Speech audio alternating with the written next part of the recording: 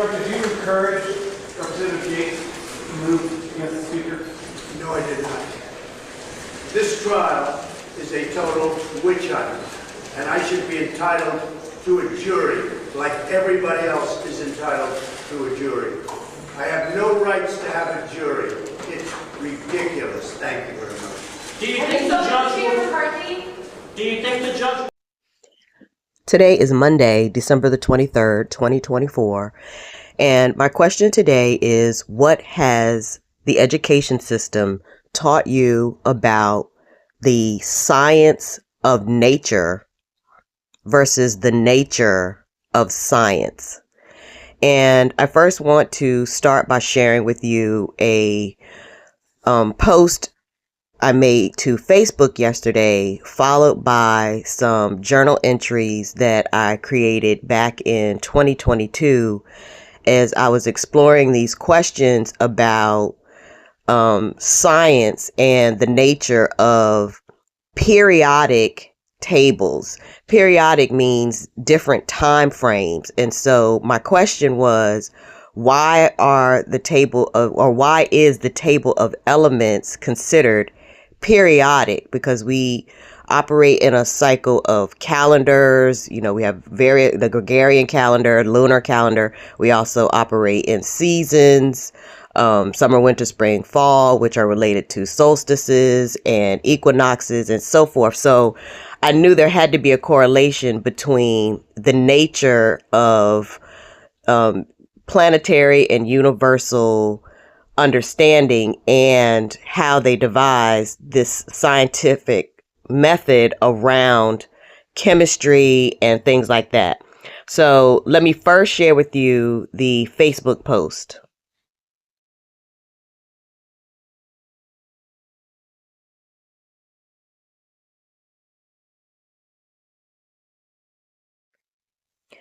I started watching this series last night. It's from a book series by the Hillemans that I have enjoyed over the years. With the works of John and his daughter Anne, the number of books in this series would produce shows for this as a franchise for decades. I was made aware the television series adaptation exists by a Native American support Facebook page I follow. So far, it's pretty true to the books. I'm sharing it for two reasons. As I watch this, the witchy elements have taken a new tone since I originally enjoyed the novels because I have a new understanding of how magic works, especially black magic, where it comes from and how it has evolved. It concerned me in a new way because given the time and effort I have put into dispelling myths about woo-woo, witchy, false spiritual experiences, I worried people watching it would take the lure of a media portrayal that would reinforce these false ideas, perceptions, and stereotypes about natural medicine and how it has been used by Native people. You shouldn't fear anything, but when you are having an experience you can't explain and it causes pain or a distorted sense of the environment surrounding you, it's natural to be anxious about that. If you then meet with someone who is able to give you a remedy to make it stop, and also rituals or chants that they tell you must perform or must be performed with it, it further reinforces the idea that there is nothing you can do about it without the help of the witch and whatever names they call out to. Is the person accessing ancestors they know as family or something else? These people are obsessed with death because it is the use of decay that can be attributed to the illnesses they cause. More on the function of real Native ceremonies versus rituals later, and I mean in a later post or a later video. When you remain connected to reality and understand how nature works, you can find the remedy for any ailment or exposure if all the earth's resources are available and accessible because they obviously exist. Of course, remedies would be harder to find in a desert. There's a difference between a healer and a witch, just as there's a difference between being healed and being cured. Do some research on curing to further contemplate. Some of the episode depictions gave me an awareness of how people have made sense of the experiences they have been subjected to and how that has been incorporated into folklore, which is historically used to teach children until a more complex level of understanding naturally evolves. If you don't know what is causing something beyond your control and then attribute a spiritual explanation that is unnatural, like toxic events caused by people's destructive activities, you have the conditions to distract those affected from reality. You can't really ask additional questions or do further investigating if your illness is a curse that is not tangible. You're even less likely if you're afraid. If you consider the effects of mining in areas that have become barren and dry from centuries of neglect, digging, which releases accumulated toxic gas, for example, you can appreciate the implications of research and experimentation across generations in an effort to improve the health and conditions of peoples affected nearby. Where are the elders who could have explained? Have you reviewed Virginia's state plan on dementia? What happens, however, is that the contamination is rediscovered and explained, then harnessed and patented for malicious purposes. The same is true of adapted growths sold as addictive drugs like fungals or weeds for psychedelic experiences. This is the root cause of witchcrafting. If then you have taught a class of young people esoteric understanding of toxicology using simplified language and techniques for use, such as the testing of hair, which is something they do in courts for drug testing, and then provide access to chemicals that can be used to cause a specific kind of reaction based upon body chemistry, this is the methodology of witch doctoring. If you really consider it, it's no different than pharmacology. Even the odd naming and taxonomy. It's just dirtier. Maybe that's the differential for white versus black magic. As you look at the photos of the actors here who play Navajo natives or Indians, if I told you they were Asian, can you see it? If you watch the show and hear the Diné language, can you hear Asian influences? We are all mixed natives here, one family.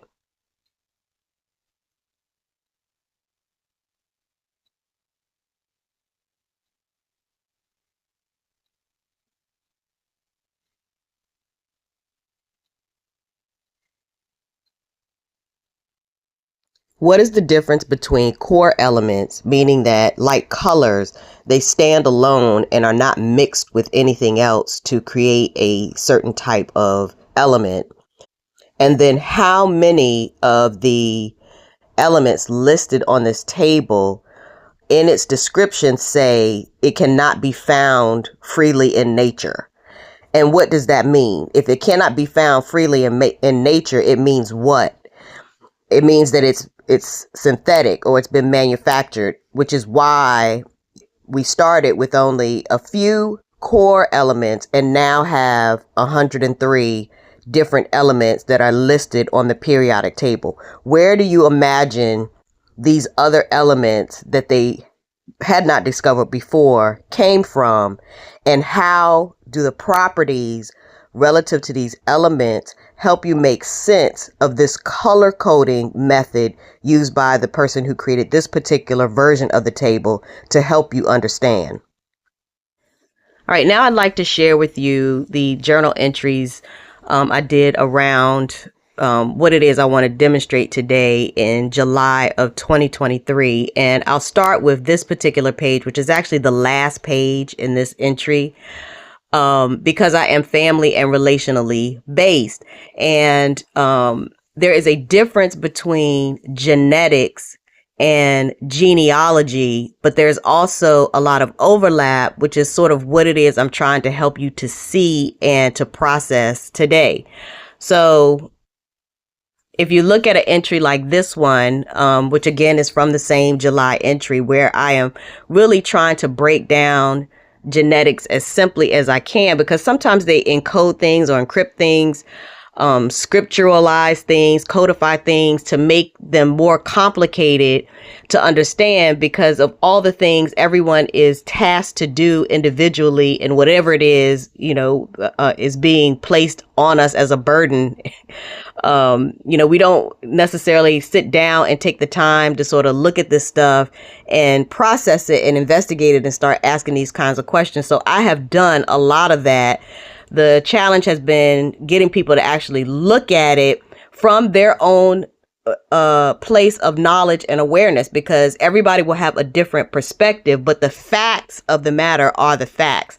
And what I'm trying to show you is how what is translated as genetics as the composition of the chemistry of any one particular person and what that variation looks like. So if you think about the post that I shared about the Dark Winds show and my concerns, then you can appreciate how once you understand the chemistry in a person's blood, for example, that you could then introduce other kinds of chemistry, usually decay in the case of a lot of these disease control type of interventions, in order to create a different type of chemistry within any one individual person or group of people if it is an environmental level of contamination. And I hope that makes sense for someone. But that's sort of what I'm trying to show here by drawing out these color codes, which you could also sort of correlate to the color codes used by whoever it was that developed the periodic table that I've been sharing. I also want people to understand that when I first started doing these journals, my audience were my children, and trying to help them to understand what was going on around us and trying to encourage them to help me to identify some of the information that I would need in order to make sense of this, because they're younger than I am and they're more versed in things like social media. It was important to me, and they also have been through a different cycle of public education. And it was important to me to be able to have them help me and provide information from their perspective so that I could make sense of it, not only for myself, but also for people of their generation who might also be able to help us. When you think about crime show investigations, they often show something like this as the method of a group of people trying to work together to make sense of the crime itself, but then also to try to accurately identify who the people are involved who need to be held accountable. And this is exactly what I have done over the course of the last 3 years. The difference is that instead of having a big board like this, I've done a lot of journaling, primarily because I was having so much problem with my devices. I did not want to risk having the research that I was doing be erased, but I did text to my children every single entry that I wrote. So there is a digital archive of everything that I've written over the course of that time. And then, of course, in 2023, I started doing videos, because at this point I was hoping that we might be able to gather a collective of people who, if they were actually exposed to the information, would be able to provide help. And again, this is also what an investigation is like. The difference between the way I investigate and what I look at is that my hope for justice is also related to the real definition of the word correction, which is trying to figure out what happened to these people so that I have a better understanding of whether or not they are someone who could ever even be rehabilitated, because sometimes people are involved in things and they don't understand the damage that they cause. And in my journal entries, I also try to cover that and to say, I think that it might be because of this or that, so that we can confirm whether this or that, like chemistry, for example, and disease control, is actually a thing, and that it's not just an impression or an idea, that we can actually verify that my thinking behind why they may be doing whatever it is they're doing is whatever I suspect it may be, because I'm relationally focused, and that's how you save people, and that is how you heal and restore a community.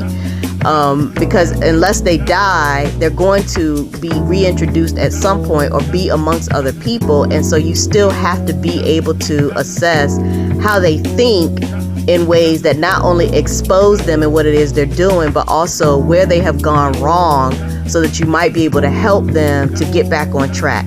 So I just wanted you to consider that as I share with you these historical images. I'm not going to read through them for you, but in the same way you're looking at this police investigative board, I want you to sort of contemplate the journal entries that I share to come to some conclusions of your own.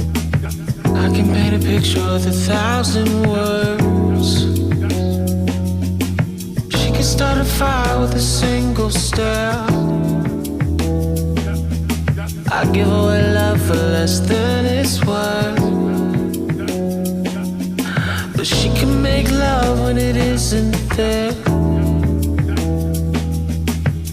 She says she needs me to survive. But without her, I wouldn't be alive. Our love is all we have to lose. So there's nothing left to grow. There's nothing left to grow. There's nothing left to grow. I'm the artist and she's the muse. And we never had the right to choose. She's the bullet. Just so you understand, it's the single greatest witch hunt in American history, probably in history, but in American history, it's a disgraceful thing. The letter was a great letter, meaning the letter revealing the call. That was done at the insistence of myself and other people that read it. It was a friendly letter. There was no pressure. The way you had that built up, that call, it was going to be the call from hell. It turned out to be a nothing call, other than a lot of people said, I never knew you could be so nice. So part of the problem you have is you have the fake news, you have a lot of corrupt reporting, you have some very fine reporters and journalists, but you have a lot of corrupt reporters, a lot of corrupt journalists. I would rate you right in there, by the way. And excuse me. So we're having, if you notice, the stock market went up when they saw the nonsense. All of a sudden, the stock market went down very substantially yesterday when they saw a charge. After they read the charge, the stock market went up very substantially. We have created the greatest economy in the history of our country, the greatest economy in the world. Had my opponent won, China would right now be the #1 economy by far. And right now, China is way behind us, and they'll never catch us if we have smart leadership, way behind. We've picked up trillions of dollars, and they've lost trillions of dollars. And they want to make a deal very badly. And it could happen. Could happen. It could happen. It could happen sooner than you think. Our military is rebuilt. Our military has never been stronger. When I came in, it was depleted. Our vets are happy. So many great things are happening. And the Democrats feel they're going to lose. We had the highest poll number, Rasmussen, 53, but they say you could add 10 to it. A lot of people say you could add more than 10 to it because a lot of people just don't want to talk about it, but they want to vote for Trump. So I just say this. We have the strongest country we've ever had. We have the best economy we've ever had. We have the best unemployment numbers we've ever had. We have the best employment numbers we've ever had. We have now almost 160 million people working. That's far more than we've ever had working in our country before. Thank you very much, everybody. Thank you. Thank you very much.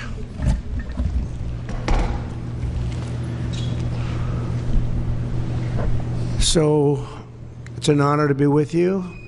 We'll discuss a couple of points. We'll take some questions later if you'd like. I'm sure you might have one or two. I'd be shocked if you didn't. I'd be very impressed. But I'm honored to welcome one of the most accomplished business leaders of our time, the founder and CEO of SoftBank, everybody knows, Masa Yoshi-san. Masa runs one of the largest companies in Japan and among the most successful investment and technology companies anywhere in the world, one of the most successful investors in the world. And we've just concluded a very productive meeting, and today I'm thrilled to announce that SoftBank will be investing $100 billion in America, creating 100,000 American jobs at a minimum. And he's doing this because he feels very optimistic about our country since the election. This historic investment is a monumental demonstration of confidence in America's future, and it will help ensure that artificial intelligence, emerging technologies, and other industries of tomorrow are built, created, and grown right here in the USA. One of the beautiful things about Masa is he's very much involved with emerging technology, probably knows it maybe better than almost anybody.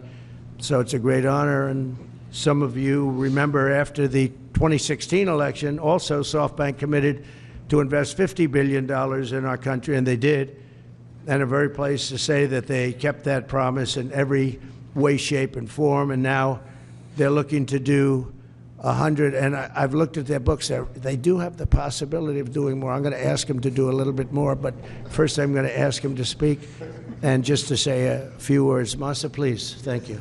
Thank you. Please. Thank you. Thank you. Thank you very Thank much. you. Appreciate it. Thank you, Howard.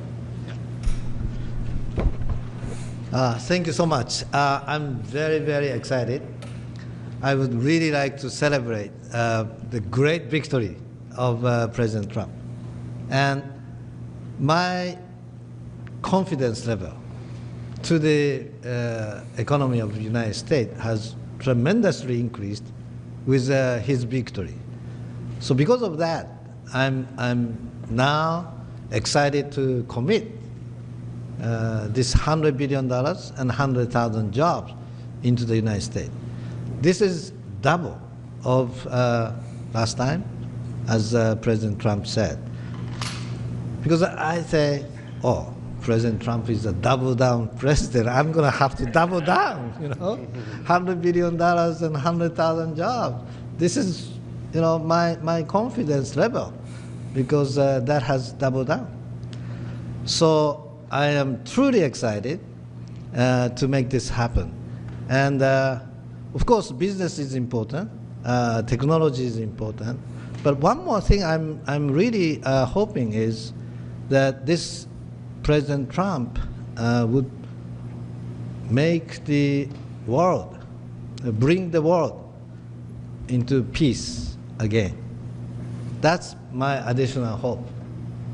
And I think he will actually make it happen. So anyway, I'm excited to go, and we were discussing, and President Trump said, Masa, double down is not enough. Maybe, go for more, right? That's what I'm going to ask him right now. Would you make it $200 billion instead of He can actually, believe it or not, he can actually afford to do that. Would you do that? Well, my promise is 100, but, he's now asking to do more. I think, with your leadership, my partnership with you, with your support, I will try to make it happen. That's good.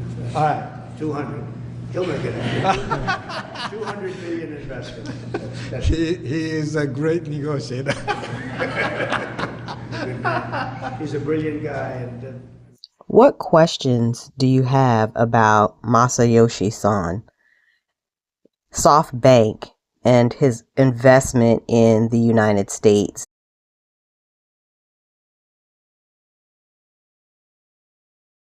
What other information might be interesting enough to look into to have a better understanding of this man who has made a deal with the president-elect of the United States, the commander of our military and militia, and of the executive branch over the United States?